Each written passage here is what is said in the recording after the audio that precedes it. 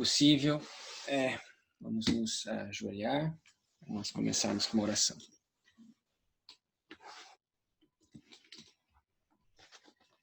Santo Deus, muito obrigado mais uma vez pela oportunidade de nos reunirmos através da internet para discutirmos e estudarmos a mensagem para esse tempo.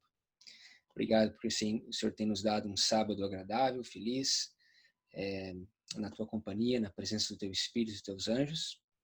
E pedimos que continue conosco ao meditarmos e estudarmos a tua palavra. Que o Senhor abra o nosso entendimento e abra o nosso coração, possamos receber a mensagem e compreendê-la. É a minha oração, em nome de Jesus. Amém.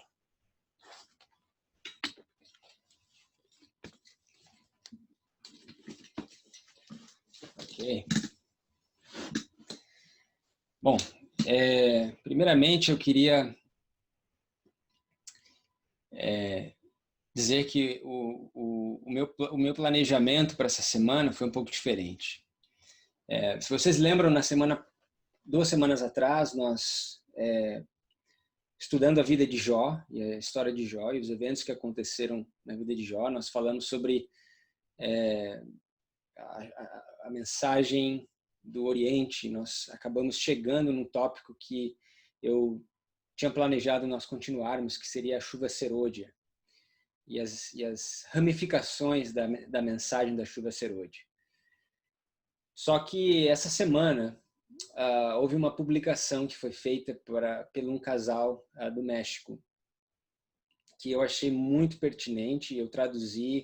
Nós traduzimos, a ajuda de alguns irmãos, nós traduzimos isso para o português essa semana e publiquei no site, no grupo. Eu espero que vocês tenham dado uma olhada. A relevância dessa publicação, ela vem de encontro com o que nós temos visto nos últimos dias nesses estudos. E para aqueles que não leram, eu recomendo a leitura. Talvez para mim, talvez para todos nós, a maioria, não há nada de novo, mas foi colocado de uma forma muito, muito interessante, muito embasada no espírito de profecia. Então eu recomendo a leitura. E um dos artigos tinha um título como a marcação de tempo. Será que a marcação de tempo ela é parte da nossa mensagem? Bom, nós já sabemos essa resposta. Espero, que pela experiência que nós tivemos recente, nós agora todos temos clareza sobre esse assunto. Bom, e eu queria aproveitar nessa tarde e, ao invés de nós fazermos um estudo, como nós costumamos fazer, usar esse momento para fazer uma abordagem de perguntas e respostas. Eu recebi várias perguntas nos últimos dias com relação a variados temas, mas todos basicamente questionando sobre mensagens que nós defendíamos ou ainda defendemos e se essas mensagens ainda são válidas ou não. E será que rejeitando essa questão do tempo, nós não estaríamos rejeitando outras mensagens importantes também? Então são questões que foram trazidas e eu queria abordar essas questões no nosso estudo. A primeira coisa que eu queria talvez começar a nossa discussão nessa tarde é fazer uma diferença que talvez as pessoas às vezes não entendem. A mensagem de tempo, a marcação de tempo, a projeção de tempo, essa é a mensagem que Ellen White, vez após vez, comenta nos seus escritos e nos fala do perigo de nós entrarmos nessa mensagem e dá exemplos de pessoas que em anos passados eles projetavam datas futuras e colocavam eventos nessas datas. Então essa mensagem de tempo, ou projeção, ou marcação de tempo, ela não é a mesma coisa do que o elemento de tempo. Eu acho que foi aí que as coisas começaram a se confundir. Nós, nessa mensagem, e dentro do Adventismo, nós sempre entendemos que o elemento de tempo faz parte da mensagem adventista. Esse movimento surgiu baseado no tempo, né? Nós, recentemente, eu digo nos últimos 20 anos, talvez um pouco menos, nos últimos 15 anos, uma profecia de tempo foi descoberta, que estava escondida sobre as tradições e os costumes da Igreja Adventista. Essa profecia foi descoberta, e com a descoberta dessa profecia, o elemento de tempo, não a mensagem baseada em tempo, mas o elemento de tempo foi novamente, fez novamente parte da mensagem. E essa profecia, os 7 tempos de Levíticos 26, tem sido atacada desde então. E essa profecia, ela nos dá e nos traz elementos de tempo muito importantes para a nossa mensagem, que solidificam o adventismo, que na verdade traz a segunda testemunha de 22 de outubro de 1844. Lembra, pela boca de 2 ou 3 testemunhas, toda a palavra é estabelecida. Nós teríamos uma testemunha em Daniel 8,14, os 2.300 anos. Precisaríamos de uma segunda testemunha, e nos 2.520 anos nós encontramos essa segunda testemunha. Então, esses elementos de tempos, eles são essenciais e começaram a aparecer mais e mais. E eu lhe dou um exemplo com relação aos 7 tempos. Nós sabemos que os 7 tempos, a profecia dos 7 tempos, ela obviamente foi dada a Moisés, mas 65 anos antes do cumprimento do cativeiro dos 2 reis, Isaías recebeu uma visão. E isso foi entendido a partir do ano de 2005, que a data que ele recebeu essa visão, no ano 742, havia um padrão muito interessante, um padrão de tempo. Você tinha a visão recebida em 742, depois, 19 anos depois, você tem em 723 a queda de Samaria. E aí você tem 46 anos depois a queda de Judá. Então, exatamente cumprindo a profecia de Isaías 7, os 65 anos, os 2 reis foram levados em cativeiro. Espero que todos nós sejamos familiarizados com essa profecia de Isaías 7, porque é uma profecia bíblica, ela está lá, 65 anos, os 2 reis teriam que ser levados, e exatamente assim se cumpriu. E aí começa, então, os 7 tempos para Israel, os 7 tempos para Judá, né, o espalhamento dessas 2 nações, e nos leva até o final dessa linha, que seria os anos de 1798 e 1844. Sabemos que em 1798, a linha de Israel, ela se cumpre, os 7 tempos se cumprem ali, e ali Deus começa a juntar novamente seu povo. 46 anos, nós temos mais uma vez aí um elemento de tempo. 46 anos, nós reconhecemos esse elemento olhando para o passado e vemos, 46 anos Deus levou para erguer o seu templo. O mesmo número de anos que Herodes renovou o templo de Jerusalém. E nós percebemos que o povo adventista que foi ajuntado, ele era um símbolo do templo de Deus. E esses 46 anos, obviamente no final, eles falam dos 46 anos do início, lá em Isaías capítulo 7. Nós encontramos 46 no início e 46 no final. Só que aí nós temos 19 anos no início para completar os 65 anos. E aí então se projetou, já nós vivendo aqui no futuro, depois de 2005, nós vimos que depois de 1844, esses 19 anos nos levariam a uma data, 1863. Uma data interessante. Interessante por 2 razões, talvez por 3 razões principais. A primeira razão foi a rejeição dos 7 tempos. Foi rejeitada em 1863 e o artigo foi publicado no começo de 1864. Um artigo publicado pela Review, Ryan Smith e James White, eles publicaram, Tiago White publicou o artigo, rejeitando o elemento de tempo em Levíticos 26, e o argumento que ele usou foi o grego. desculpa, não o grego, o hebraico, a língua original, o hebraico. Bom, hoje nós sabemos que não é através do hebraico ou do grego que nós estabelecemos qualquer doutrina. E eles ali já começaram, então, a introduzir esse pensamento. Rejeitaram e, a partir dali, então, essa profecia foi sendo soterrada pelos costumes e pelas tradições ao longo do tempo. Bom, uma outra coisa que acontece interessante em 1863 é a organização da Igreja Adventista. O movimento ele deixa de ser um movimento e ele é organizado, propositalmente organizado, orientado por Deus para ser organizado.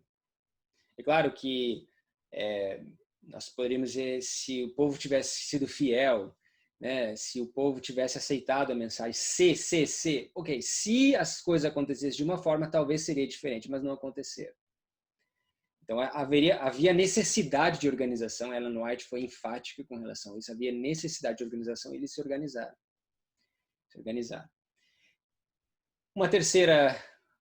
Terceiro ponto relevante nessa data é a mensagem da saúde, que chega em 1863 também. A primeira visão que ela teve com relação à obra médico-missionária. Então, nós vemos aí que houveram 19 anos entre 1844 até 1863. E mais 46 anos, de 1798 a 1844. Você junta os dois, você tem uns 65 anos, exatamente como você tem no começo. 65 anos em Isaías. Então, isso é um exemplo de um elemento de tempo. Uma outra coisa curiosa nessa profecia é que no início, lá quando Isaías recebeu a visão, havia uma guerra civil entre o norte e o sul, na terra de Israel. O norte estava em aliança com a Síria, querendo derrubar o sul. No final dessa linha, no Israel, vamos dizer, na terra gloriosa, moderna, dos Estados Unidos da América, nós também temos uma guerra civil. Na verdade, 1863 é o meio da guerra civil, entre o norte e o sul. Então você vê elementos de tempo muito fundamentados, estruturados. Bom, isso são elementos de tempo. Agora, isso não nos dá as credenciais para nós projetarmos tempo. Um dos argumentos que é colocado é que Ellen White fala que depois de 1844 não haveria mais mensagem baseada em tempo. E aí uns dizem, bom, mas nós temos 19 anos depois de 1844, uma mensagem baseada em tempo. E aí o argumento é, se eles tivessem estudado, eles poderiam ter prevido o ano de 1863. Mas aí a minha pergunta é a seguinte: que evento que eles preveriam em 1863? Mesmo que eles tivessem reconhecido lá Isaías, os 65 anos de Isaías, lá no capítulo 7, o que eles estariam procurando? Qual o evento que apontaria essa profecia? Então veja que esse argumento, na minha concepção, ele não é um argumento sólido. Isso não te dá as credenciais ou a autorização de ir contra o que a inspiração nos advertiu, de que não haveria mais profecias ou que a nossa mensagem não estaria baseada em tempo. Então veja que uma coisa não anula a outra. Uma coisa é você ter elementos de tempo na mensagem. E aí você tem, por exemplo, de 1863, que é o final desses 65 anos, você tem as joias que começam a ser cobertas pelas tradições e pelos costumes, e aí você tem o que foi reconhecido naquela época de 2005, 2006, 2007, o sonho de Guilherme Miller. Vocês lembram o sonho que ele teve de que as joias foram espalhadas e começaram a ser cobertas pela sujeira, e outras joias falsas começaram a ser introduzidas. Então, as joias é um símbolo das mensagens, né? As verdades que foram descobertas começam a ser cobertas por essas tradições, esses costumes, inclusive o hebraico e o grego, o estudo, né? Hermenêutica e toda essa filosofia que hoje a gente vê nas universidades. Cobriram muitas dessas verdades, né? Cobriram os 7 tempos. Qual foi a outra que foi coberta? O contínuo, de Daniel 8, coberto. Aí logo você tem os 1335, os 1290, as trombetas. Né? O entendimento profético é coberto, então, por essas tradições e costumes. Então, se entendeu naquela época que, a partir de 1863, essas verdades foram sendo, né, vamos dizer assim, cobertas. E aí, então, Miller, o sonho de Miller, ele começa a se cumprir. E se você lembra o sonho, você pode olhar depois nos primeiros escritos, por 7 vezes ele menciona a palavra espalhadas, antes das joias começarem a ser juntadas. Por 7 vezes. Bem interessante.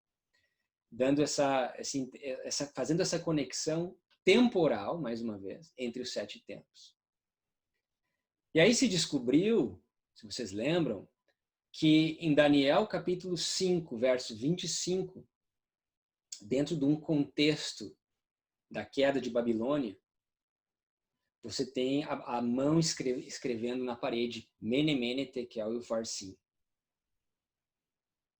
E aí se entendeu que esse escrito, ele era um número. Se compreendeu que um Mene babilônico, né, são 50 ciclos. E aí se calculou Mene, Mene, são 100 ciclos. O Farsin é metade de um Mene, são 25 ciclos. Então você tem 125, mais um shekel, que é um ciclo. Shekel é ciclo. Você tem um. Então você tem 126 ciclos. Por isso que Daniel olha e diz, Deus numerou o seu reino. Era um número aquilo ali. E aí se entendeu que o 126 que nós vemos em Daniel, capítulo 5, verso 25, dentro de um contexto da queda de Babilônia, lembrando que Ellen White diz que Babilônia teve uma queda moral em 22 de outubro de 1844, quando as igrejas protestantes abandonaram a mensagem do Advento, e essa queda ela continua sendo progressiva até os dias de hoje, dentro desse contexto. Então se entendeu que de 1863, você reconhece que existem 126 anos representados pelos ciclos até o ano de 1989. Qual é a relevância do ano de 1989? Bom, ali você tem o cumprimento de Daniel 11, verso 40. Que é a mensagem presente para nós, que é as boas novas do Oriente e do Norte. Ali começa o movimento reformatório da última geração. Então e ali, a partir dali, então essas joias elas começam a ser juntadas novamente, resultando, né, na compreensão dos diagramas e toda a luz que foi sendo que foi crescendo a partir de então.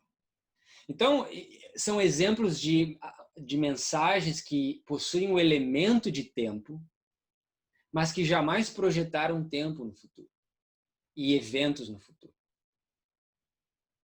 Então, quando nós falamos em Palmonai, lá em Daniel 8, verso 13, né, o numerador dos segredos, são elementos que nós encontramos na mensagem das Escrituras, que não há como você rejeitar, porque são claras evidências de que Deus tem a mão no leme da nau, do barco, e está dirigindo o seu povo ao rumo do porto seguro. Porém, há uma diferença entre marcação de tempo. A marcação de tempo ela é introduzida. Eu quero lembrar vocês que esse movimento sempre se opôs à marcação de tempo. Ela é introduzida no ano de 2012, como a maioria de nós sabe. E quando ela é introduzida, o que acontece? Baseado em Daniel 5:25. Okay? Para aqueles que entraram há pouco, nós estamos fazendo aqui uma sessão de perguntas e respostas de que eu tenho recebido, que eu acho que antes de nós avançarmos nos nossos estudos, é importante que algumas coisas sejam esclarecidas, para que a gente possa limpar essa sujeira da nossa frente e avançar, sem questões, sem dúvidas. O que acontece?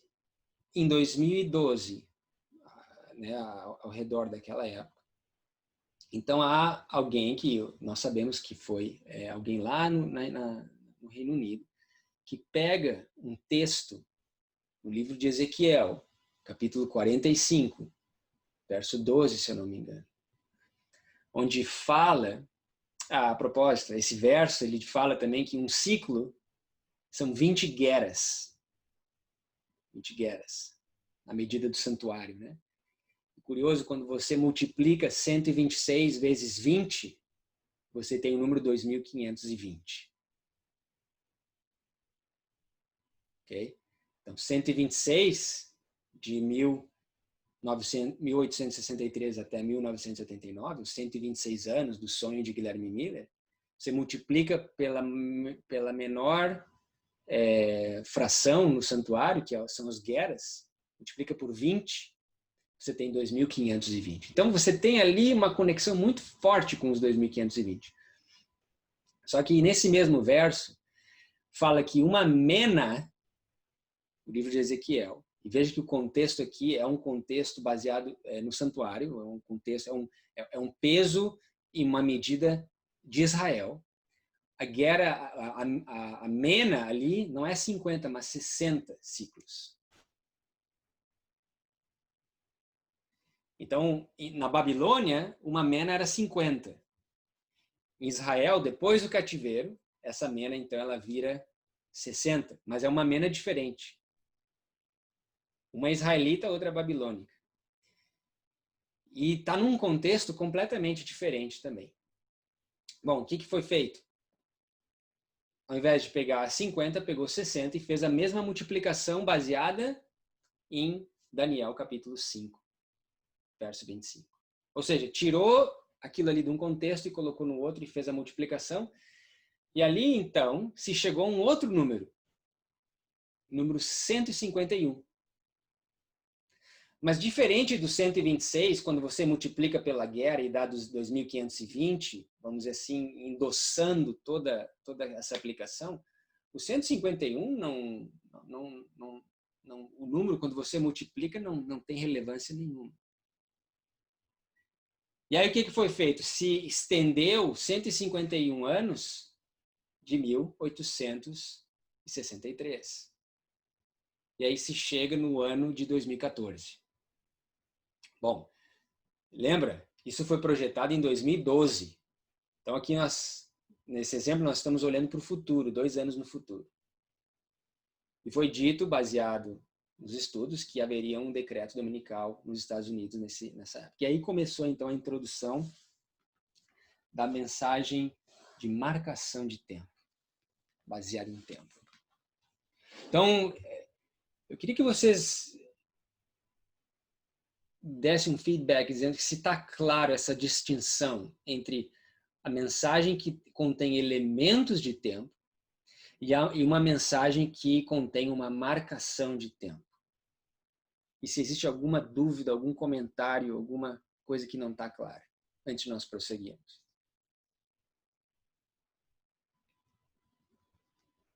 Ou se para você é a mesma coisa.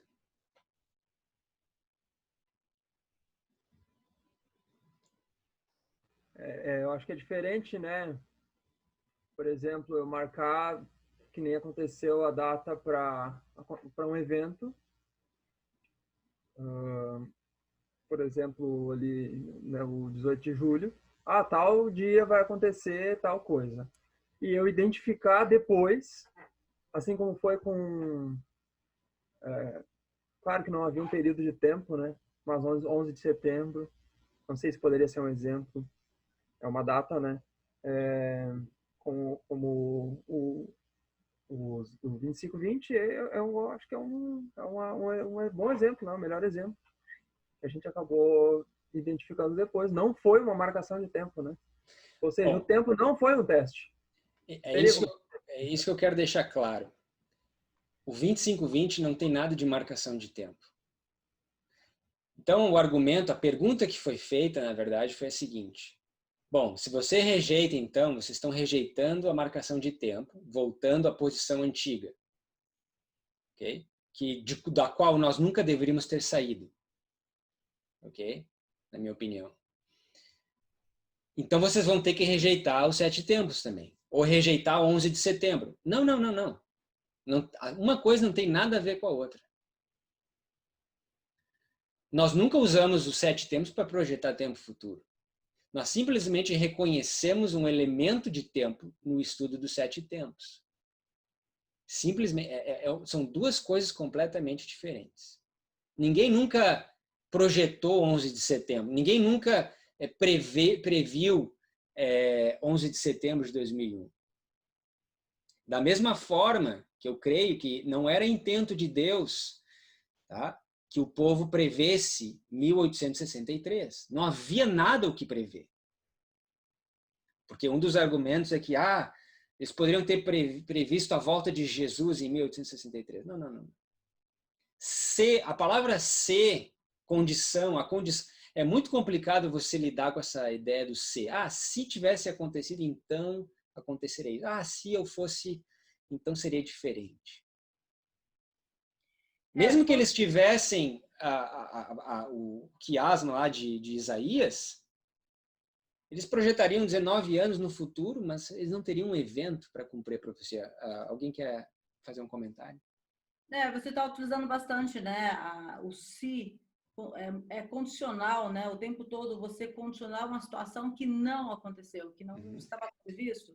Então, você reconhecer um evento que aconteceu ligado a um tempo é bem diferente de você projetar os tempos. Não sei, para mim isso sempre foi bastante claro. Projetar tempo é muito perigoso. É você esperar algo que, na verdade, você nem entende. Você reconhecer um evento, uma situação que está ligado a um tempo é completamente diferente. O que eu entendo, de uma maneira bastante clara, dentro do Espírito de Profecia, é que hoje eu preciso estudar para reconhecer os eventos relacionados a tempos e não determinar tempos. Então, acho que isso não tem muito conflito para entender. Perfeito, perfeito. É bem esse o ponto mesmo. Então, olhando para o passado, vamos dizer que daqui a alguns anos aconteça o decreto dominical e as coisas começam a acontecer.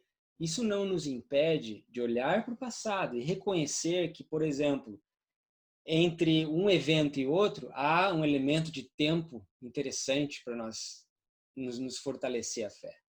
De que entre esse marco e esse marco há, então, um outro elemento de tempo. Então, você está olhando para trás e você está reconhecendo. Da mesma forma que nós olhamos para trás e reconhecemos os 7 tempos, os 126 anos, os 2.520 guerras e tudo isso. Okay? Então, quando esse argumento vem, então você tem que rejeitar tudo. Não, e me preocupa porque basicamente me mostra que as pessoas elas não têm o conhecimento necessário, não têm o fundamento necessário e não sabem de fato como que as coisas foram acontecendo. Ok? Então, essa foi a primeira questão que eu queria abordar, a questão do tempo, justamente por esse artigo que foi publicado essa semana, que trouxe novamente essa questão, né? Então, a pergunta então é: por que vocês ainda estão lidando com essa questão de tempo? Isso não está esclarecido? Não é uma coisa já passada? Bom, eu gostaria muito que fosse uma coisa passada e tivesse sido esclarecido na mente de todos. Talvez na mente desse grupo isso está bem esclarecido. A questão a verdade é que entre muitos aqui nos Estados Unidos especialmente, mas eu sei que no mundo inteiro, essa questão não está bem esclarecida. Não está bem esclarecida. Existem argumentos hoje dizendo, ok, Ellen White, ela se refere à marcação de tempo, mas para eventos externos. Mas o que foi feito com o 18 de julho, 9 de novembro e etc., foram eventos internos. 2014, né? Eventos internos. Então, nós não podemos rejeitar essas datas. Mas aí eu pergunto, qual é a diferença quando você vê mensagens tão claras no Espírito de Profecia para você não projetar tempo de eventos externos ou internos? Você estaria desobedecendo igual, como nós fizemos. Mesmo que você esteja projetando eventos internos. Então, esse é um argumento. Para mim, é uma falácia. Não tem como você dar suporte a essa ideia. Ou você reconhece que a projeção de tempo, 18 de julho não aconteceu nada. 9 de novembro não aconteceu nada. 2014 não aconteceu nada. Nem interno, nem externo. E aí uns dizem, não, mas internamente houve uma porta que se fechou. Aonde? Me mostra. Que porta que foi essa? Pois eu conheço pessoas que naquele dia estavam de um lado da porta e hoje estão do outro. E vice-versa. Conheço pessoas que estavam do outro lado da porta e hoje estão do outro lado. Então, que porta é essa que se fechou em 9 de novembro?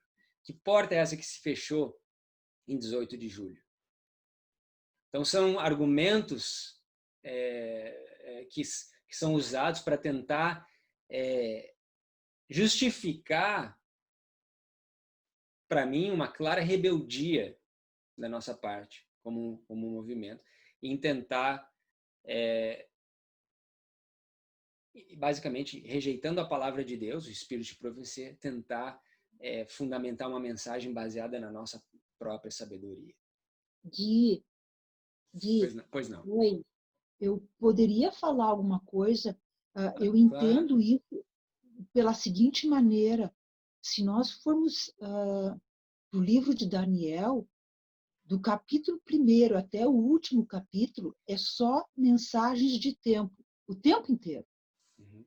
Mas Daniel nunca datou. Ele sabia as coisas que iriam acontecer no futuro, mas ele nunca disse será em tal data.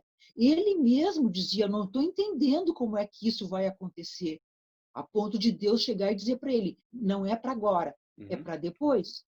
Então, eu vejo assim como estudar os tempos não necessariamente significa marcar datas. Perfeito. Né? Então, assim como a figueira, quando chegar assim saberemos Isso. que... Uhum. Né? Então, ele não disse, olha, a figueira vai acontecer tal coisa dia tal. Uhum. Né? Então, eu acho que é exatamente esse o ponto que tem que ficar claro, até no grupo, para outras pessoas que vierem a estudar. O fato de nós estudarmos tempos não tem a ver com marcação de datas. Hoje nós marcamos datas passadas porque nós estudamos os tempos e a história. Uhum. Mas todas as vezes que nós marcamos datas no futuro, nós não fomos bem-sucedidos. Então, eu acho que a gente aprendeu alguma coisa. Não é para marcar data. É para estudar tempos, Perfeito. mas não datas. Perfeito. Obrigado. E eu queria complementar esse pensamento dizendo agora a minha visão do que aconteceu recentemente e o que eu espero no futuro. Mais uma vez, é como eu tenho enxergado as coisas. A introdução da marcação de tempo, para mim, foi o pilar central da apostasia que se manifestou no nosso meio. Por que eu digo pilar central? Bom, primeiro porque foi o primeiro erro que foi introduzido e aceitado de uma forma tão unânime, sem resistência nenhuma. Eu queria lembrá-los de um episódio onde o povo de Israel estava fiel a Deus, fazendo o seu trabalho na fronteira da Canaã Celestial. E esse lugar chamava-se Baal Peor. E ali nós tínhamos então o rei, o Balaque, querendo destruir os israelitas. E ele vai e contrata um profeta chamado Balaão. E Balaão conhecia o povo de Israel. Ele era um profeta do povo de Israel que tinha abandonado seus caminhos. Mas ele sabia que enquanto o povo fosse fiel, tanto que ele tentou amaldiçoar o povo e não conseguiu. Cada vez que ele amaldiçoava, saía uma bênção da boca dele. Porque enquanto o povo de Deus fosse fiel à Bíblia, ao Espírito de profecia, Deus ia abençoá-los e jamais poderiam ser amaldiçoados. Qual foi a ideia brilhante de Balaão? Bom, vamos fazer uma festa. Bota lá umas mulheres para dançar, bastante comida e bebida. E aí ele fez com que o povo caísse em pecado, rejeitasse um assim diz o Senhor. E aquele muro de proteção, que é a lei de Deus é um muro, você transgride a lei de Deus, você racha esse muro e aí o inimigo tem acesso à sua vida. O que acontece? O inimigo teve acesso ao acampamento. E nós sabemos o que aconteceu no final da história. Uma grande maldição, uma grande apostasia. Então, você relaciona aquilo que aconteceu em Baal-Peor, você traz para os nossos dias. Enquanto o povo de Deus fosse fiel aos escritos e princípios do Espírito de profecia, dos profetas, da lei e os profetas, Satanás não ia ter acesso, não ia ter como meter a sua mão dentro do movimento. Bom, aconteceu com o Adventismo, aconteceu com o protestantismo, aconteceu com Judá, com Israel. Você acha? Não é nada novo debaixo do sol. É simplesmente a mesma tática que Satanás usou em todos os tempos, mas remodelada, disfarçada no momento contemporâneo. E aí ele fez com que nós, movimento, transgredíssemos, deixássemos um assim diz o Senhor. E aí o que acontece? Uma brecha é aberta. E aí ele se infiltra. E aí o que acontece? Em cima desse pilar, toda a apostasia foi fundamentada. Então você pega lá toda aquela história da nova liderança que foi estabelecida em 2014, né, de forma por trás das cenas, né? Toda a mensagem que foi pregada nesses últimos tempos, baseado nessas ideias aí, dispensacionalismo, a questão tudo é baseado no tempo, na marcação. Bom, você destrói o tempo, você destrói essa coluna, esse pilar principal da apostasia, o que acontece? Todo o resto vem abaixo também. Não sobra nada. Nada. Não sobra 2014, não sobra nova liderança, não sobra 2019, 9 de novembro, não sobra a profecia do Thanksgiving, não sei se vocês ouviram falar sobre isso, não sobra 18 de julho, não sobra nada. Por quê? Porque foi tudo baseado nesse pilar. Por isso que eu achei muito importante compartilhar o artigo essa semana, para nós entendermos que enquanto nós não tivermos isso claro na nossa mente, como um povo, como um movimento, e atacarmos, chamarmos o pecado pelo nome, e endireitarmos e destruirmos essa... O que teve que acontecer lá em Baal-Peor? Finéias, o que Finéias teve que fazer? Ele teve que acabar com aquilo, ele pegou aquela lança e cravou naqueles dois apóstolos como um símbolo para que a praga cessasse. Então, esse pilar é um símbolo, precisa ser destruído, acabou, não há como nós justificarmos. Simplesmente reconheça o seu erro, reconheça o problema, corrija e bola para frente. Enquanto isso não for feito, jamais Deus vai nos dar mais luz, como nós estávamos recebendo no passado. Então é como se houvesse um desvio forte em Baal-Peor. Ao invés de você se preparar para entrar na Terra Prometida, agora você tem que lidar com essa apostasia e corrigir os problemas antes de destruir Jericó. Nós sabemos que a queda de Jericó é um símbolo fantástico para os nossos tempos. 7 trombetas soando, eles rodando a cidade 7 vezes, na 7ª vez, a trombeta e o grito, o clamor, alto clamor derruba as muralhas de Jericó. Só que antes a gente tem que lidar então com essa questão do tempo e da apostasia. Ok? Bom, tá claro até aqui? Alguma questão, alguma observação?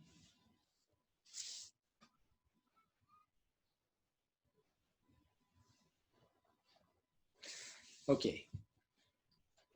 Uma outra questão que foi colocada recentemente é com relação a onde que nós erramos nos cálculos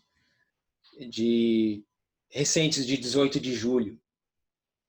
Bom, primeiro eu digo que o erro foi em a gente querer projetar tempo futuro. Então, quer dizer, isso não invalida o que nós estudamos, de Ezequiel capítulo 4, né, os 391 anos ali, né, 390 pelos pecados de Samaria, 40 pelos pecados de Judá. Né, não invalida a profecia de Josias Litt em Apocalipse 9:15. Né, você tem aquelas datas, tudo aquilo são evidências da validade dessas profecias. Onde foi o erro? Bom, em bom português, o erro foi você querer projetar uma data futura. E quando você escuta a primeira vez que se chegou ao ano de 2020, você começa a entender quão silly, como que se pode traduzir, quão infantil, quão ingênuo foi ter chegado nesse ano de 2020. Baseado em Ezequiel 20:20. A gente pode converter assim um versículo da Bíblia, um capítulo, num ano, assim, arbitrariamente. Claro que tentaram se fazer alguns argumentos para tentar, mas essa foi a primeira vez que se chegou no ano. Quando? Bom, quando a brecha foi feita e liberou geral, né? Então agora todo mundo começou a querer projetar data no futuro. Uns estavam até prevendo a volta de Cristo.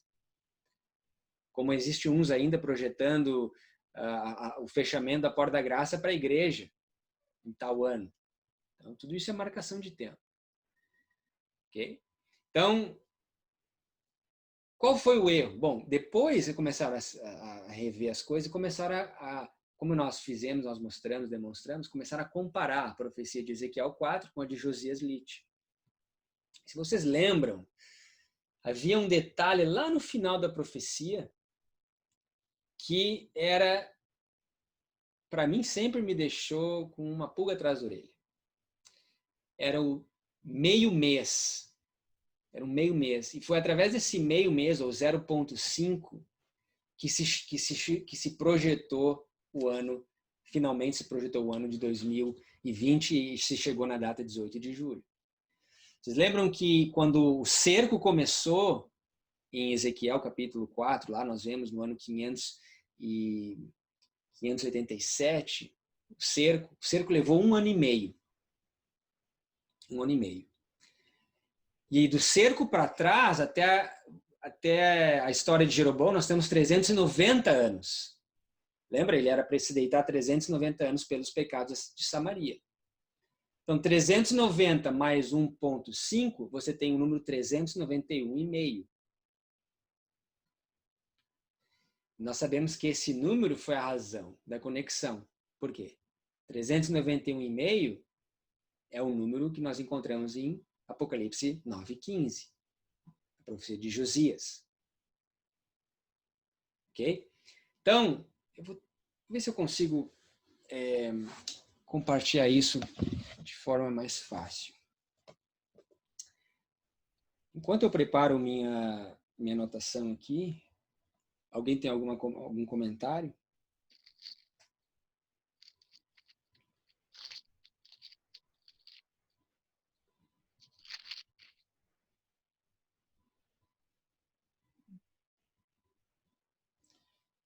Ok, deixa eu ver então.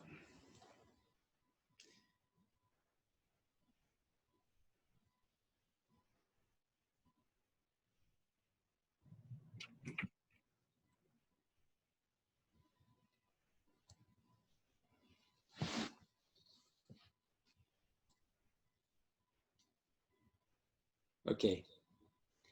Então aqui nós temos... Deixa eu só...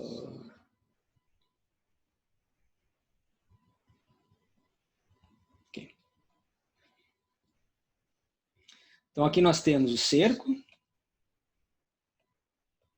587. Ok? E aí nós temos 390 anos, né? Nos leva aqui ao ano 977, na história de Jeroboão. 390 mais um ano e meio. Então, do cerco até a destruição,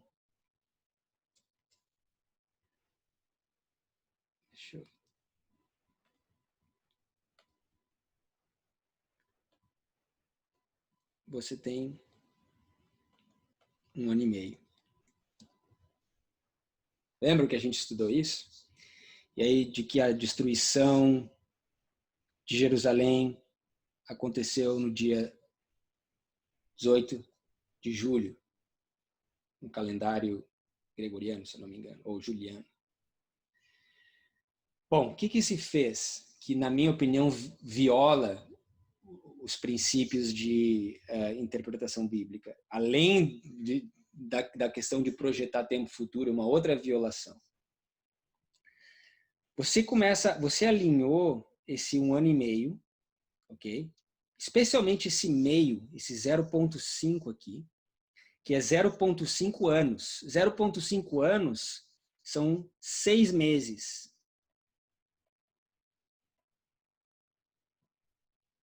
Certo? Então aqui nós estamos trabalhando em ano, numa profecia.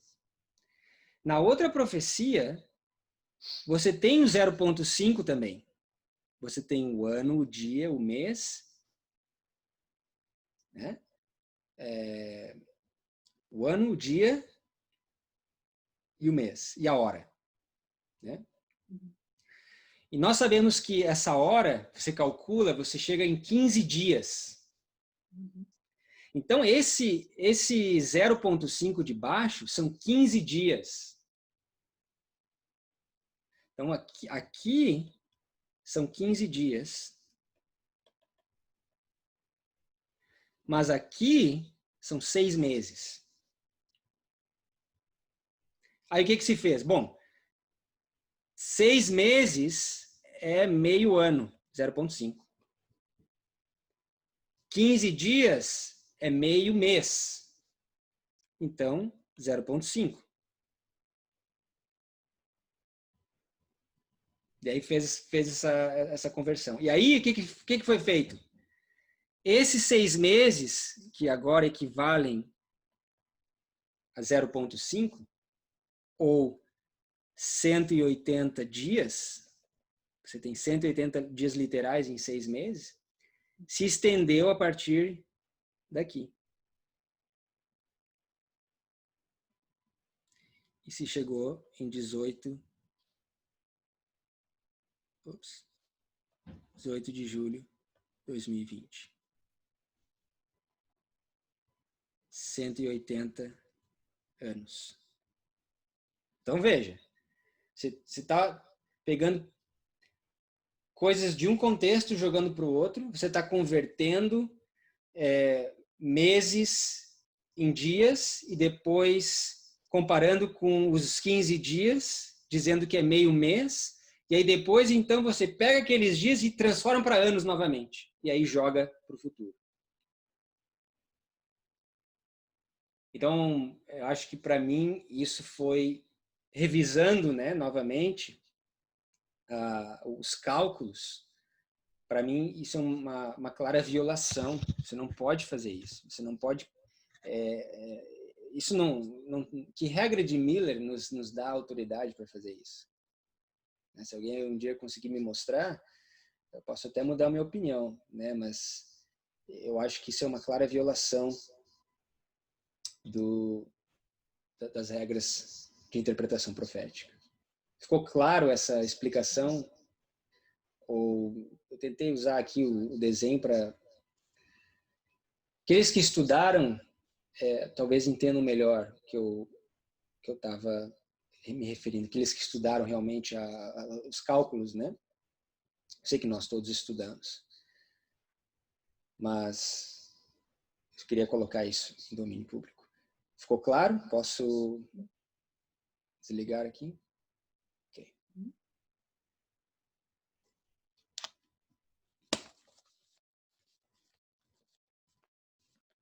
Ok. Uma das acusações que está sendo feita hoje é que vocês estão rejeitando essas datas de 18 de julho, de 9 de novembro, porque vocês não entendem. Vocês não entendem o que aconteceu, vocês nunca estudaram profundamente as profecias. Não, bom, pelo menos eu posso dizer que não é o meu caso. Eu estudei e ensinei sobre isso. Então, assim, acho que esse argumento ele não se aplica. Bom, uma outra questão que foi trazida também é com relação à questão cultural. Ou, na verdade, a questão cultural não. Foi trazida a questão do dispensacionalismo. Você tem textos nas escrituras que, por exemplo, dizem que as mulheres não podem sentar junto com os homens nas igrejas, que as mulheres não podem cortar o cabelo, que não pode raspar os pelos, toda aquela coisa que a gente já está cansado de saber. Então, uma das questões é assim, bom, como você lê as escrituras e o espírito de profecia? Nós temos que saber ler, porque se nós não entendermos como se lê, nós não vamos saber interpretar os textos. Se o decreto dominical era para 1888, se é para o nosso tempo, como que você lê o espírito de profecia? Né? Então, com relação a essa questão, eu acho que a própria inspiração nos dá a chave desse mistério. Ela diz que quando se lê a inspiração, nós temos que levar em conta o quê? O tempo e as circunstâncias. Certo? A Bíblia não é diferente. A questão cultural ela é muito importante quando você lê certas passagens das Escrituras. Se você desmerece essa questão cultural, você vai abrir uma igreja cada dia. Assim como existe tantas, né? Umas que não rapam o sovaco, outras não rapam as pernas, outro que não corta o cabelo, né? Outro não tem que dormir com a roupa do céu, porque pode ser arrebatado a qualquer momento, né? O véu tem que dormir de véu, porque a mulher tem que cobrir a cabeça. Então, se você não leva as questões culturais da época, você tem corre um sério risco de entrar em problemas. Da mesma forma, a inspiração, o espírito de profecia, é a mesma coisa. Né? Você considera um pecado andar de bicicleta hoje? Né? Eu acho que você precisa levar a questão cultural, né? Entender as circunstâncias. Será que fazer seguro de vida hoje é um pecado também? Porque Ellen White fala dos seguros de vida. Né? Então nós temos que entender que na época o artigo bicicleta era um artigo de luxo. Era como você está mal gerindo os recursos divinos que ele te deu. Né? A questão do seguro de vida, as pessoas faziam um seguro de vida para tentar enriquecer no passado. E era caríssimo uma apólice de vida.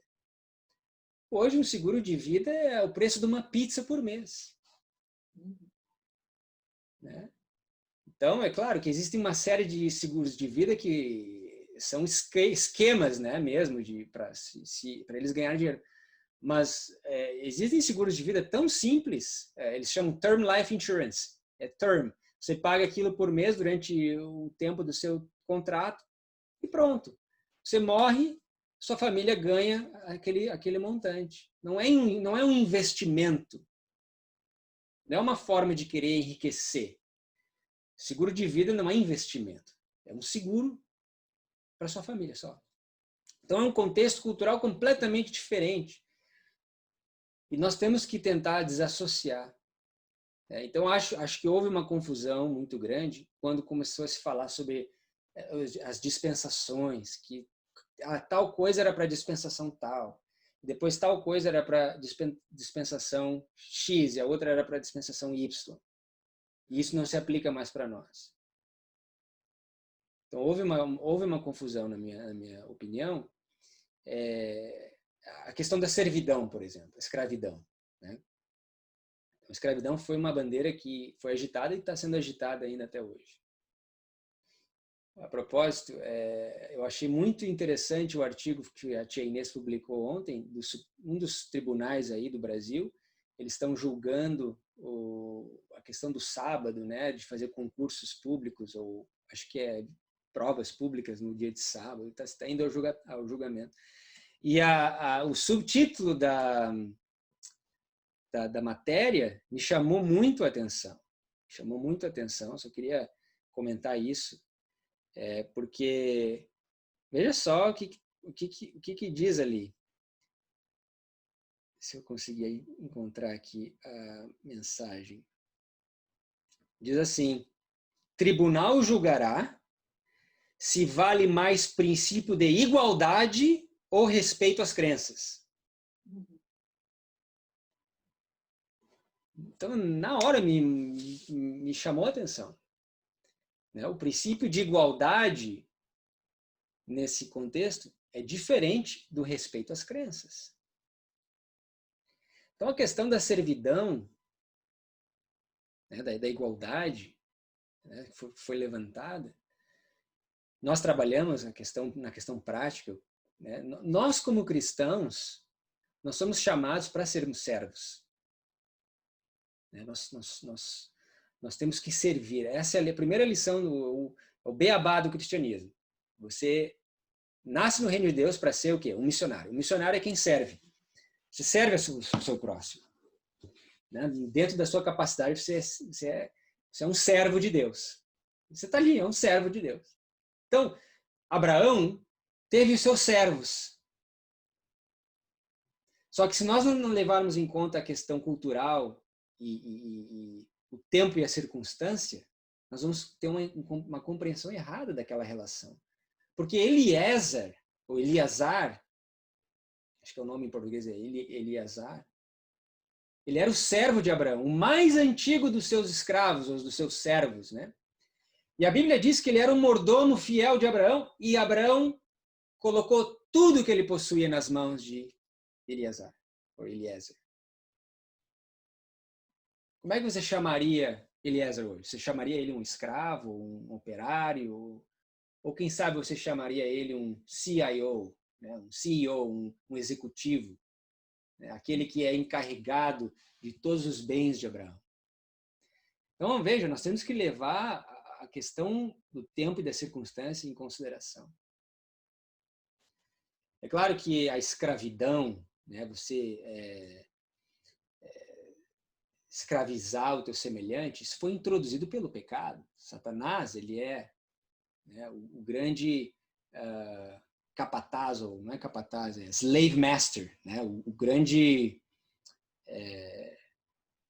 como dizia no Brasil lá, os senhores dos escravos, né, aqueles que tinham o chicote e batiam nele.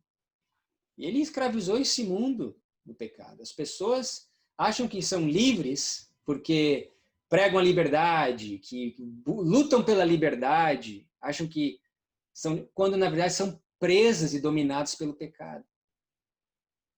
Então é uma falsa liberdade, é uma libertinagem que elas querem. O que elas querem é o desejo da carne. A Bíblia chama concupiscência da carne, né? O desejo dos olhos, né? Aquilo que os olhos almejam. Então é óbvio que o cristão ele tem que lutar e fazer, como nós estudamos há pouco, no livro Beneficência Social, nós temos que nos preocupar mais com os nossos deveres do que com os nossos direitos. As pessoas hoje estão ao contrário, eles querem saber mais dos direitos, quais são os meus direitos. Mas o cristão, Ele tem que se perguntar primeiro, quais são os meus deveres? Tenho eu cumprido os meus deveres? Né? Então, acho que houve uma inversão dos valores. Né? Houve uma inversão dos valores. Então, essa questão do contexto cultural, ele é muito importante para nós compreendermos. Eu acho que isso não justifica essa ideia de dispensacionalista, né, de que as coisas são para cada dispensação diferentes. Aquilo que valeu para lá. Existem coisas eternas que não mudam. Por exemplo, a lei de Deus é imutável. Ela vale para qualquer dispensação, para qualquer movimento reformatório. Ela permanece para sempre. Esse mundo vai passar, mas a minha palavra não passará, a Bíblia diz. Então, a lei de Deus ela é eterna. Princípios que regem o governo, né, eterno de Deus. Então, importante. Alguma questão antes de nós irmos para o último ponto? Dois pontos mais.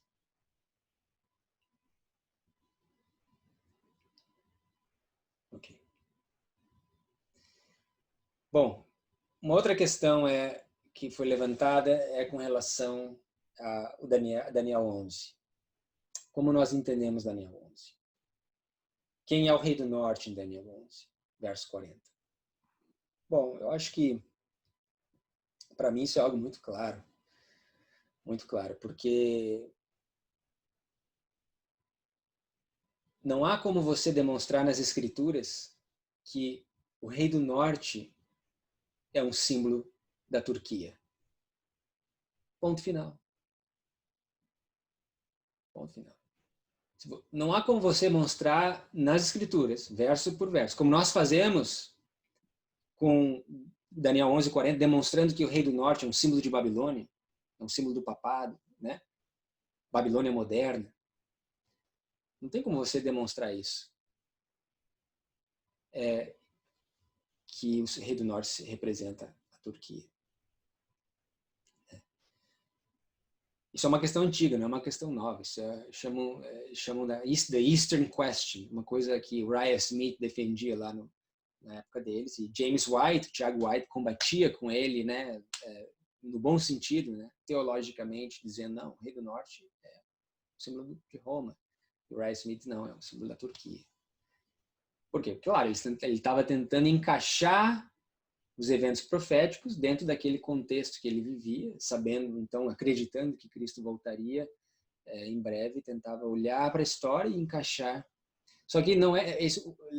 O nosso, claro, hoje é fácil você olhar e falar, mas o nosso papel, o nosso trabalho é buscar nas Escrituras a resposta. A Escritura, ela é a sua própria intérprete.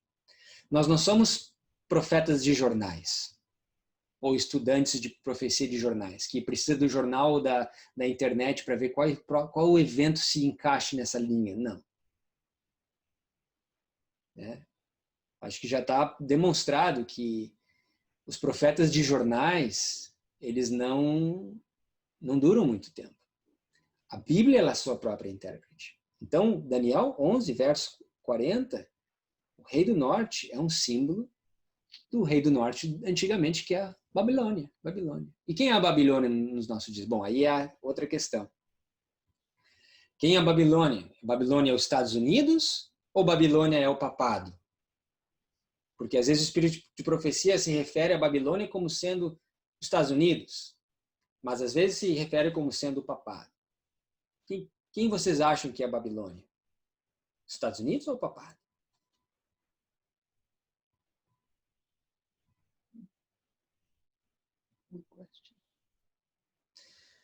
Bom, os dois. E você vai lá e pergunta em Apocalipse 16, quem é a Babilônia? Bom, a Babilônia moderna, nos últimos dias, ela é composta de 3 poderes. O dragão, a besta e o falso profeta. É uma tríplice aliança. E essa tríplice aliança que nós vemos no final dos tempos, repetidas vezes ela é demonstrada, ela aparece nas Escrituras. você tem vários exemplos onde você vê essa tríplice aliança. Por exemplo, no próprio Daniel 11. Verso 41, ali você vê 3 grupos. Edom, Moabe e Amon. Quem você acha que... Da onde que você acha que eles estão saindo? Escapando da mão de quem? Babilônia moderna. Quem é a Babilônia moderna? A besta, o dragão e o falso profeta. Eles escapam do espiritualismo, eles escapam do protestantismo apostatado e eles escapam do catolicismo. Nós estudamos isso por anos. Por anos. Então, outras vezes nas escrituras você tem, por exemplo, lá no livro de Juízes, você tem Gideão lutando com uma tríplice aliança entre os amalequitas, os midianitas e os filhos do Oriente. Mais uma vez, 3. O próprio João Batista lutando com uma tríplice, um poder que era dividido em 3 partes. Você tem lá Herodes, Herodias e Salomé, representando o poder civil, poder romano e os falsos profetas. Elias, você tem Acabe, o poder civil, você tem Jezabel, poder religioso, e os profetas de Baal, os falsos profetas. Vez após vez você tem essa demonstração. Então não existe por que nós temos dúvidas com relação a quem é Babilônia ou quem é o rei do norte nos últimos dias. E aí vem um problema, porque muitas vezes eu escutei nos últimos anos se dá uma ênfase errada em Daniel 11. Vou lhe dar um exemplo. Quando se fala da batalha de Ráfia e a batalha de... Vamos pegar a batalha de Ráfia como um exemplo. Okay? O problema é que eu tenho com isso, esse evento não aconteceu, obviamente, né? Se a interpretação ainda é válida, esse evento não aconteceu. E eu acredito que sim, eu acredito que você consegue demonstrar biblicamente esse paralelo. Só que a batalha de Ráfia entre o rei do norte e o rei do sul, nós temos que lembrar que o rei do norte não é somente os Estados Unidos. Então nós estávamos esperando em 9 de novembro, né, naquela época, uma batalha externa entre os Estados Unidos e a Rússia. Mas nós sabemos que o rei do norte, eu acabei de demonstrar alguns exemplos, que o rei do norte não é só os Estados Unidos. Então, temos que lembrar que ali há mais 2. Você tem os protestantismo apostatado, você tem a Igreja Romana e você tem o poder civil, representado pelas Nações Unidas, né? A União das Nações. Então, isso era deixado de lado. Então, são coisas que a gente tem que parar para pensar e lembrar que Babilônia, nos últimos dias, é composta de uma tríplice aliança, e essa tríplice aliança é encontrada na Bíblia lá em Gênesis. De Gênesis ao Apocalipse você tem essa representação que aponta aos nossos dias. Ficou claro o que eu tentei demonstrar? Alguma questão? Vocês estão tão quietos hoje.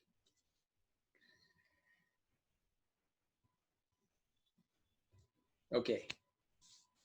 Último dois pontos. Eu vou passar rápido por esses 2. A pergunta é, ok, vamos rejeitar então marcação de tempo, porque o Espírito de Profecia é claro e enfático com relação a isso. Isso foi uma desobediência, realmente. Ok, tudo certo.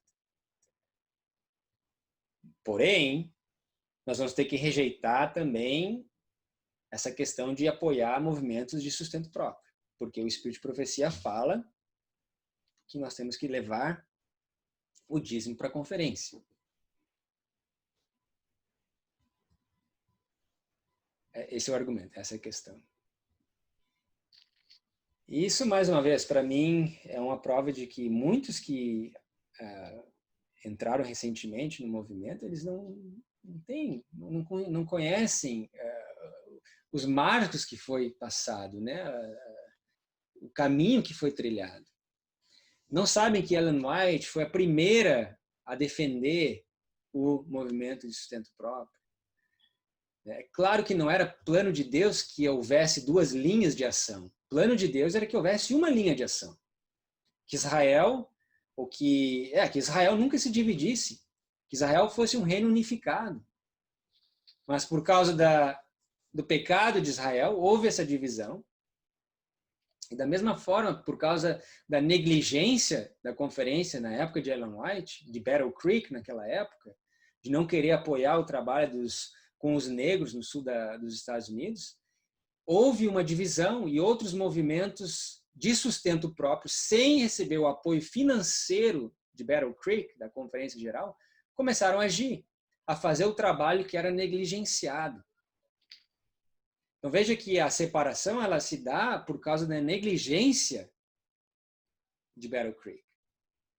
E Ellen White foi uma dos membros de uma grande escola de blueprint chamada Madison, no estado de Tennessee. E era uma escola de sustento próprio. E você lê nos escritos dela que ela mesmo, durante essa época, as pessoas iam com dízimos para ela, dizendo que não queria canalizar tudo pela conferência e queria que ela distribuísse aonde houvesse necessidade. E ela o fez. Ela o fez. Então, uma das primeiras campais que nós tivemos aí no Brasil, se não me engano, foi até a primeira, nós lidamos com um tema muito bom chamado Efraim e Judá. Quantos lembram desse estudo, Efraim e Judá? Basicamente mostra essa controvérsia de que Deus queria a unificação do reino. Não houve a unificação, houve a divisão.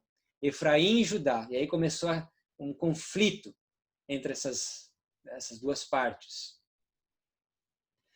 E aí nós conectamos com a história de Saul, Davi e Jonathan. Excelente o estudo. Ainda verdade presente para os nossos tempos. Né? Saul era o rei, mas ao mesmo tempo que o rei reinava pela negligência do rei, e Saul, nós sabemos, o começo da sua vida como rei, foi abençoado. Ele, inclusive, recebeu o espírito de profecia, profetizou e tudo mais, mas ele rejeitou o espírito de profecia, a voz de Samuel, e ali ele começou a cair, a ponto dele ser possuído por um demônio. E Deus abandonou, o Espírito de Deus se retirou de Saul. E Deus institui um outro líder em Israel, chamado Davi, inclusive unge Davi, enquanto Saul reinava. Então ali nós temos dois líderes, duas linhas. E Davi tinha os seus apoiadores. E você olha no livro de Samuel, você vê que ele tinha o seu exército e também as pessoas davam ofertas, contribuições para o exército de Davi. Movimento de sustento próprio, desvinculado do reino de Saul. Então, o que aconteceu é que, pela negligência da conferência, outros movimentos de sustento próprio começaram a aparecer para quê? Para levar a mensagem dos 3 anjos. E hoje aqui nos Estados Unidos já é uma questão muito estabelecida e muito bem estruturada na cabeça do povo mesmo. A conferência, ela nem, vamos dizer assim, nem reclama que pessoas apoiem esses movimentos, né? E parece aí no Brasil um pouco mais difícil, porque talvez essa mentalidade mais católica que o Brasil tem, de querer centralizar esse comando, esse espírito católico que ainda está muito presente no nosso meio, na nossa cultura aí, demanda quase uma guerra mesmo, né? Ele diz quando Efraim lutando contra Judá, uma guerra, né? E os movimentos de sustento próprio no Brasil, igrejas de sustento próprio que não são vinculadas à conferência, são olhadas assim com desdém, como assim apóstatas, né? Como hereges quase, né? Voltem para a conferência, como se diz. Então, para mim, essa questão do dízimo ela é muito clara. Não há nada no Espírito de Profecia que nos diga que nós só temos que levar a conferência geral. Ela diz sim, nós temos que levar a casa do tesouro, o warehouse, né? Warehouse, storehouse. E na Bíblia, no livro de Crônicas, o storehouse, o que a gente encontra no storehouse? Lá você encontra 3 coisas. Você encontra o óleo, você encontra o mosto, o vinho, e você encontra a semente. Os 3 são símbolos da mensagem. Aonde você vê mensagem presente, é ali que você leva os seus recursos. Storehouse. É ali, traga os dízimos e ofertas ao storehouse, para que haja mantimento, para que esses obreiros continuem fazendo trabalho em levar o mosto, o vinho e o azeite. Ok. E a última questão, que também vai nessa mesma linha, é sobre o evangelismo público. As pessoas falam como, então tem que rejeitar também essa ideia de evangelismo, porque a Espírito de Profecia é claro com relação ao evangelismo. Tem um livro inteiro só sobre evangelismo. Eu queria dizer para vocês, esse movimento, pelo que eu conheço, nunca foi contra evangelismo. Nunca. Nunca foi contra. O que as pessoas não entendem é como que essa questão do evangelismo público foi introduzida e por que essa discussão começou no começo, lá no princípio. O que aconteceu é que havia um grupo dentro do movimento que queria pegar os diagramas, a mensagem, e levar para cidades e fazer evangelismo público para cidades, ensinar as charts para cidades, a mensagem das charts, o contínuo, o daily, as trombetas, etc. E gastar tempo e recursos para fazer evangelismo público. Qual foi a questão que aconteceu? Bom, a questão que começou a pegar foi o seguinte, se nem a igreja conhece essa mensagem, por que nós estamos levando para fora da igreja? Nós sempre entendemos que essa mensagem, esse movimento foi levantado para restaurar, para ser usado por Deus para restaurar essas verdades, para levar para o povo adventista inicialmente. E depois, sim, levar a mensagem do advento, da volta de Jesus, a esperança da volta de Jesus para o mundo. Mas haveria necessidade de um trabalho interno primeiro. A mesma coisa na época de Jesus. O ministério de Cristo foi interno ou externo? Ele fez um ministério interno primeiro. Ele capacitou ministros internos, ele levou a mensagem às ovelhas perdidas da casa de Israel primeiro. Por quê? Porque a urgência era ali, a porta da graça ia se fechar para aquele povo. Eles iam selar o destino deles com o apedrejamento de Estevão e com a rejeição do evangelho. A prioridade foi o povo de Israel. Então é uma questão de prioridade, simplesmente. Não é nada rejeitando o evangelismo público. É uma questão de prioridade. Pois não, até porque, por exemplo, a mensagem no nível que nós conhecemos hoje, com a mensagem no nível que nós conhecemos hoje, nós não poderíamos pegar os estudos bíblicos, os 28 estudos bíblicos lá da Igreja Adventista e estar aplicando para alguém. A gente teria que modificar ou reforçar ou né, aplicar de alguma outra forma, abordar de outra forma, né? Então, antes de a gente fazer um evangelismo público ou o evangelismo da forma que deve ser feito, a gente precisa estudar isso, né? Na real, a gente sabe o que tem que fazer, né? Que é viver o evangelho, utilizar o método de Cristo, que é o único que vai trazer verdadeiro êxito, né? Para ganhar almas para Ele. Mas, enfim, a gente não, com a mente que nós temos hoje, com a mensagem que nós temos hoje, a gente não tem como levar um estudo bíblico da forma que é feito, fazer uma pesquisa bíblica, bater palma na frente da casa das pessoas, como sempre foi feito, como eu já fiz muito, entregar um folheto, e você quer receber um estudo bíblico, você assiste a Novo Tempo, tu escuta ali a Rádio Novo Tempo, né? Veja Tá me bem, entendendo? veja bem, eu queria deixar uma coisa bem clara. Na época de Cristo, quando ele estava fazendo esse trabalho interno, nós estamos trazendo para os nossos dias, né?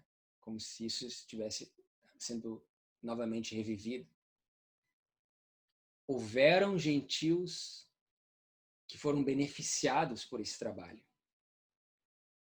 Você tem vários exemplos. Você tem a mulher de Samaria. Na época, os samaritanos já eram considerados gentios. E você tem, por exemplo, a mulher fenícia, falou das migalhas de pão, foi beneficiada pelo Evangelho. Então, o que eu quero dizer é que o nosso foco, o foco da atenção e do esforço, as prioridades não podem ser trocadas. Imagina, Jesus ele tinha uma estratégia. A estratégia dele era, primeiro, eu vou capacitar um povo para que esse povo possa ir até os confins da terra e levar a mensagem. Então, esse trabalho, eu acredito, ele está se repetindo. Deus está capacitando a igreja adventista, fiéis adventistas, para que possam permanecer firmes durante a crise. Ou você acha que a igreja vai permanecer como um todo firme diante da crise? Claro que não. Sabemos que não. Então haverá um povo que vai permanecer firme e esse povo ele precisa ser preparado. Eu escutei um exemplo que sempre me ajuda muito a entender essa questão. Imagine a sua casa pegando fogo. Você acorda no meio da noite, a sua casa está em chamas. E aí o que você vai fazer primeiro? Você vai correr lá no vizinho, dizer, olha, o nosso condomínio aqui é ligado pelas paredes, o telhado, daqui a pouco a chama vai passar por lá de vocês, é melhor vocês correrem. Ou você vai tentar acordar os da sua casa primeiro, onde o fogo está mais próximo.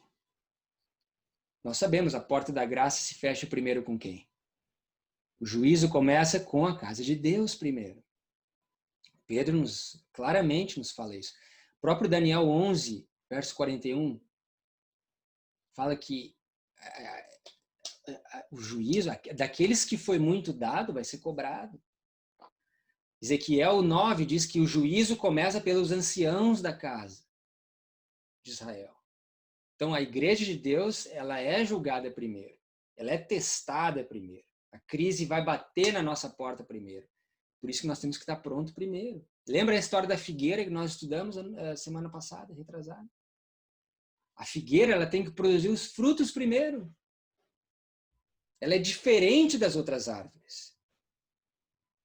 Então, o evangelismo público é dentro desse contexto. Nada de errado com evangelismo público. A questão é a prioridade. Qual é a prioridade? E essa foi uma discussão no passado, que ficou no passado, não se fala mais nisso, porque parece algo bem claro. Mas o argumento é, então, ok, se nós temos que rejeitar o tempo, então temos que rejeitar. Como é que faz essa questão do evangelismo? Né? Então, para mim, isso é basicamente da forma que eu penso ou tento reconciliar essas ideias que têm sido trazidas aí nos últimos dias. Né? Existem outras perguntas com relação a testes. Né? Os testes, será que os testes, a mensagem dos testes, né? Eu acho que existem muitos testes humanos que são colocados aí na mensagem, que não tem base bíblica, mas nós temos que lembrar que a mensagem dos 3 anjos, elas são 3 testes também. São os 3 degraus. Você precisa passar pela experiência dos 3 testes, das 3 mensagens. Você precisa recebê-la na sua ordem. O teste final, a terceira mensagem, é onde você revela o seu caráter. Então, a primeira e a segunda mensagem, quando você estuda com profundidade, você vê o evangelho eterno ali. Ali está tudo ali. Então, nós temos vivenciado e nós temos estudado sobre isso sem a gente perceber. E isso tem nos preparado para nós permanecermos firmes e fiéis no último teste. Lembra que em Apocalipse 17 havia um grupo com o Cordeiro, quando ele venceu o dragão. E esse grupo, eles foram chamados, escolhidos e fiéis. Então veja, as três etapas. Muitos são chamados, poucos são os escolhidos, mas ainda menor ainda o grupo dos que são fiéis. Eu dou um exemplo para vocês que eu falei hoje de manhã, no nosso estudo, de pessoas que foram escolhidas por Deus, mas não foram fiéis. É possível Deus escolher alguém, Deus mesmo escolher alguém, escolhido, ele foi chamado, ele foi escolhido por Deus, e ainda assim a pessoa não ser fiel?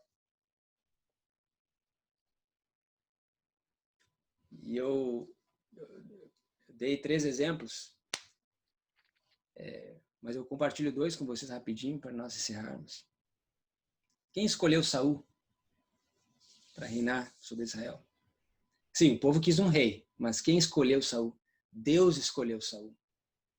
Olha lá em 1 Samuel capítulo 9, você vai ver que Deus foi quem escolheu Saul. Saul, começo da vida de Saul foi, como eu falei, beleza. Mas depois ele decidiu não ser fiel. Ele foi chamado, ele foi escolhido, mas ele não foi fiel. Jeroboão, 1 Reis, capítulo 11. Quem escolheu Jeroboão? O profeta, Deus enviou o profeta Ias dizendo, vou rasgar minha roupa em 12 partes, 10 partes são suas. Deus escolheu, e aí no verso adiante diz, Deus fala para ele, se você for fiel, você será estabelecido. Se você guardar a minha aliança, você será estabelecido. O que ele decidiu? Ele foi chamado, ele foi escolhido por Deus, mas ele não foi fiel. Decidiu fazer 2 bezerros de ouro e toda aquela apostasia que nós vimos. Então, muitos de nós somos chamados, somos escolhidos, somos ordenados, não é ordenados em ordenação, né? Em português também. Somos ungidos para o serviço, somos escolhidos, mas isso não garante que vamos ser fiéis. Essa escolha é dada a ti e é dada a mim. E é no dia a dia que nós demonstramos qual vai ser a nossa decisão lá no futuro, quando a crise chegar. Ellen White diz, hoje, como você vive hoje, que vai demonstrar se você vai ser fiel quando o teste chegar. Então, que Deus possa nos abençoar e que possamos ser agrupados nesse grupo de chamados, escolhidos e fiéis. Algum comentário, alguma observação?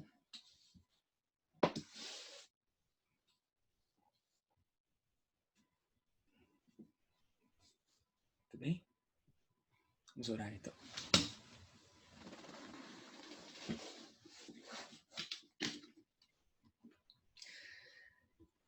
Senhor, muito obrigado pelos momentos de reflexão, pelo tempo tão precioso e por sermos mordomos fiéis que separam um tempo para estudar e compreender a Tua Palavra. Nos ajuda a cavar mais fundo para que possamos encontrar essas joias preciosas que o Senhor tem polido para essa geração. Obrigado porque o Senhor tem organizado esse baú de joias que foi espalhado, foi coberto de erros e superstições, e tradições e costumes. E assim como o homem da vassoura no sonho, o Senhor veio e começa a limpar. Tirar aquelas joias falsas e deixar só as verdadeiras. Continua a fazer esse trabalho, Senhor. Nós imploramos. E que ao entendermos o nosso trabalho e missão, possamos ser usados por Ti. Sermos aqueles que o Senhor chamou, escolheu, possamos permanecer fiéis também. Abençoa esse grupo, nossas famílias aqui representadas, nessa nova semana que se inicia. E que Cristo possa reinar no nosso coração, cada dia. Minha oração. Em nome de Jesus. Amém.